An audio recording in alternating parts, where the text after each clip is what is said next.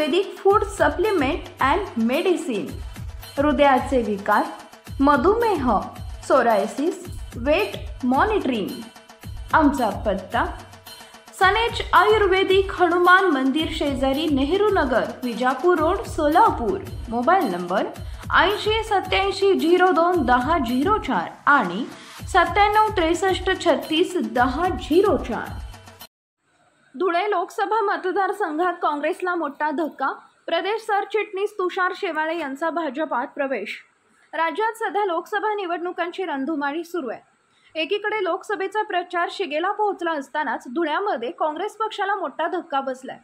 आज धुळ्यामध्ये भारतीय जनता पक्षाचे प्रदेश अध्यक्ष चंद्रशेखर बावनकुळे यांच्या उपस्थितीमध्ये पदाधिकारी व कार्यकर्ता संवाद मेळाव्याचे आयोजन करण्यात आले होते। या मेळाव्यादरम्यान काँग्रेस पक्षाचे नाशिक ग्रामीणचे जिल्हाध्यक्ष तुषार शेवाळे यांनी चंद्रशेखर बावनकुळे यांच्या प्रमुख उपस्थितीमध्ये आज भारतीय जनता पक्षात प्रवेश करत काँग्रेस पक्षाला एक मोठा धक्का दिलाय। धुळे लोकसभा मतदारसंघात काँग्रेसला मोठा धक्का बसलाय। नाशिक ग्रामीणचे माजी जिल्हाध्यक्ष व प्रदेश सरचिटणीस तुषार शेवाळे यांनी आज धुळ्यात प्रदेशाध्यक्ष चंद्रशेखर बावनकुळे यांच्या उपस्थितीमध्ये भारतीय जनता पक्षात प्रवेश केला।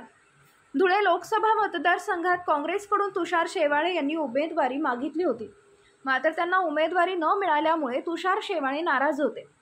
काँग्रेसमध्ये नाराज असलेल्या तुषार शेवाळे यांनी भारतीय जनता पक्षात प्रवेश केला असून काँग्रेसला हा मोठा धक्का मानला जात आहे। भारतीय जनता पक्षाचे प्रदेश अध्यक्ष चंद्रशेखर बावनकुळे यांच्या हस्ते हा पक्षप्रवेश पार पडला। तुषार शेवाळे यांच्यासह त्यांच्या शेकडो कार्यकर्त्यांनीही भारतीय जनता पक्षात यावेळी प्रवेश केला। यावेळी त्यांनी प्रतिक्रिया देताना सांगितले की माझा मित्र परिवार मोठा आहे, माझे असंख्य कार्यकर्ते आहेत, ही सर्व मोठी ताकद मी भाजपच्या मागे उभी करणार आहे। माझी भारतीय जनता पक्षामध्ये काम करण्याची इच्छा होती, त्यामुळे मी पक्ष सोडला, अशी प्रतिक्रिया यावेळी तुषार शेवाळे यांनी दिली आहे। दरम्यान एकीकडे लोकसभेचा प्रचार शिगेला पोहोचला असतानाच तुषार शेवाळे यांनी साथ सोडल्याने काँग्रेसला हा मोठा धक्का मानला जात आहे। तसेच धुळे लोकसभा मतदारसंघात काँग्रेसला मोठे खिंडार पडलाय।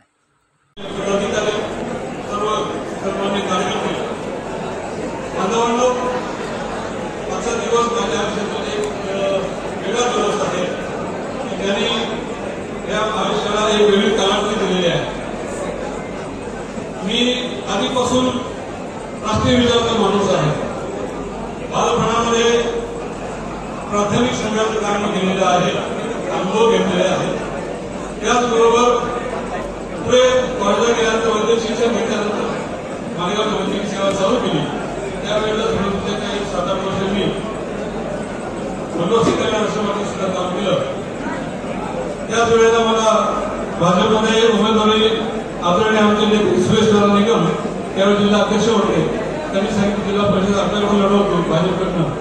त्यावेळेला इतर काही गोष्टी अशा घडल्या की मला त्यावेळेस उमेदवारी करता आली नाही, तर तेव्हापासून आपल्या सर्वांच्या सोबत राहिलं असतं।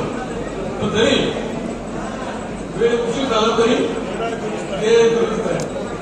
परंतु मी आधीपासून राष्ट्रीय विचार प्रेरित आहे। त्याचबरोबर गेल्या 10 वर्षापासून आदरणीय मोदी साहेबांनी देशाची जी प्रगती केलेली आहे, त्या देशाच्या प्रगतीकडे पाहून अतिशय नेतृत्वपूर्ण प्रगती झालेली आहे। डोळे दिसलेले आहे की या देशाने आपल्या जगामध्ये आपले नवीन स्थान निर्माण केलेलं आहे की जे स्थान यापूर्वी कधी नव्हतं। त्याचबरोबर मोदी साहेबांच्या कार्यकाळामध्ये जे लहान मोठे मी स्वप्न पाहिलं होतं, त्या 3 स्वप्नापैकी 2 स्वप्न पूर्ण झालेले आहेत। पहिलं स्वप्न 370 तल मानवण्याचं, ते त्या काळामध्ये त्यांनी मोदी साहेबांनी करून दाखवलं। ही हिंमत फक्त मोदी साहेबांच्या सर्व भाजपच्या पदाधिकाऱ्यांना होतं। त्यानंतर जे कधी न होणारी गोष्ट होती राम मंदिराची, ती राम मंदिराची बांधणी आणि रामलल्लाची प्रतिष्ठा ही पण आदरणीय मोदी साहेबांच्या हस्ते झाली। हे दुसरं स्वप्न साकार झालं। तिसरं स्वप्न अजून बाकी आहे। या पुढच्या कार्यकाळामध्ये आपण सगळ्यांच्या साध्य पूर्ण करायचे आहे, ते म्हणजे समान नागरिक आहेत आपल्याला। त्याच्यासाठी हा प्रवेश माझा प्रवेश फक्त देशाच्या हितासाठी आहे। मोदी साहेबांचा पाठिंबा आहे, तुम्हाला सगळ्यांचा पाठिंबा आहे।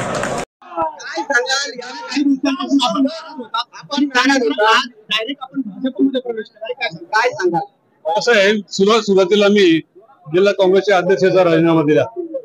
त्यानंतर माझी समजूत करण्याकरता पक्षाने मला प्रदेश कार्यकारिणीवरती प्रदेश कार्यालयावरती जनरल सेक्रेटरी म्हणजे त्या पदावर सरचिटणीस म्हणून माझी नियुक्ती झाली. पण नियुक्ती झाल्यानंतर माझं असं लक्षात आलं की आपल्या मनात जे आहे की आपल्याला मोदीजींच्या वर विश्वास ठेवून आपण जे आज देश बघतोय, देशासाठी वाटचाल चाललेली आहे, याच्यामध्ये कुठला तरी आपला खारीचा वाटा राहावा म्हणून आपण भाजपमध्ये आज प्रवेश करत आहोत. आणि या प्रवेशामध्ये अतिशय प्रामाणिकपणे मी हा प्रवेश करत आहे. कुठली अभिलाषा नाही, एक निर्मळ मनाने प्रामाणिकपणे फक्त कुठेतरी चांगल्या विचारांना, देशभक्तीला आपण पाठिंबा द्यावा या उद्देशाने मी आज भाजप प्रवेश केला.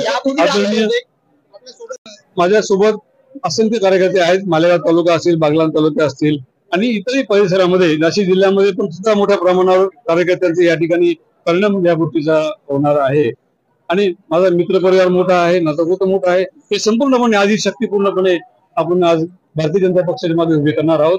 आणि आदरणीय खासदार डॉक्टर सुभाष भामरेसाठी आम्ही सर्वजण अतिशय प्राणपणाने प्रयत्न करून त्यांना निवडून आणू असा विश्वास या ठिकाणी आम्ही व्यक्त करतो.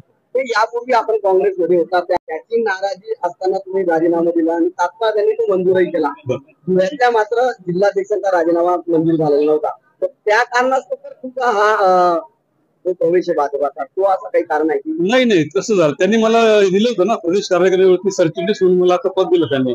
आता 4-5 दिवसापूर्वीच मला सरचिटणीस केलं प्रदेश कार्यालयावरती.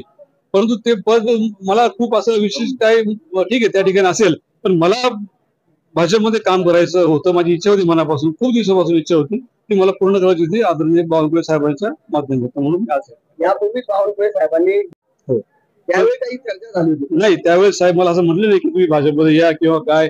फक्त एकच म्हटले होते की तुम्ही चांगले कार्यकर्ते आहात, म्हणून संधीचे भेट म्हणून त्यावेळेस ते माझ्याकडे आले होते. यापुढचा जो बाबा भामरेंसाठीचा प्रचार आहे तो कशा पद्धतीने राहील आणि बागलाण परिसरात त्यांना किती मदत आपण देऊ शकतो?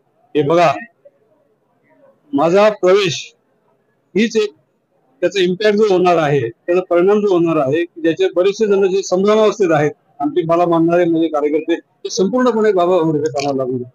असंख्य त्याचे परिणाम तुम्हाला 20 तारखेच्या मतदानात दिसून येईल आणि त्याचा निकाल तुम्हाला 4 तारखेला लागेल. परंतु यापूर्वी आपण काँग्रेसचा झेंडा घेऊन आपण प्रचार करत होता, परंतु आता आपल्याला याच निवडणुकीमध्ये भाजपचा झेंडा हाती घ्यावा लागला आहे. या संदर्भात आपण लोकांपर्यंत कसं पोहोचू? हे बघा, भाजप हा राष्ट्रीय पक्ष आहे आणि भाजपचे पालेमुळे खोलपर्यंत गेलेले आहेत. आणि मला भाजपच्या कार्यकर्त्यांना सगळ्यांना सोबत घेऊन जो आज राष्ट्रीय अजेंडा आहे भाजपचा, तो सोबत घेऊन काम करायचंय. त्यात काय फार वेगळं अवघड नाहीये काही, आणि कार्यकर्त्याला काम करायला काही अडचण नाही, कुठेही करू शकतो. धन्यवाद. Paras mobile accessories and electronics, mobile व टीव्ही रिपेरी, मोबाईल व सर्व डिश रिचार्ज. आमचा पत्ता 34/2/39 70 फूट रोड, न्यू पाच्छापेठ, सोलापूर.